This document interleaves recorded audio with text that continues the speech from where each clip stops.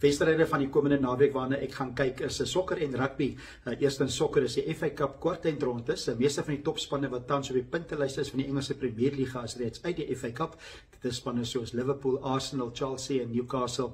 En spanne wat nog daar is Nottingham Forest en ook Manchester City. Die wedstryd waarna ek gaan uitkyk is Nottingham Forest. Hulle het 'n wegwedstryd teen Brighton. Hulle het 'n baie goeie seisoen, tans derde op die Engelse Premierliga puntlys. So is interessant wees om te sien. Hulle verdien om goed te doen in die FA Cup. En natuurlik Manchester City altyd 'n faktor, het 'n goeie seisoen nie. Hulle het 'n wegwedstryd teen Bournemouth. En dan op die rugbyveld, wedstryd waarna ek gaan uitkyk is die Sharks wat tuis speel teen Leinster. Leinster het meeste van hulle internasionale spelers nie gebring na Suid-Afrika nie. En dit is na die pas afgelope 6 nasie, maar Leinster het goed gedoen teen die Bulle. Die Sharks het gesukkel teen Zebra. Dit gaan 'n baie interessante wedstryd wees. Ek sou sê my rugbywedstryd van die komende naweek is die Sharks tuis teen Leinster.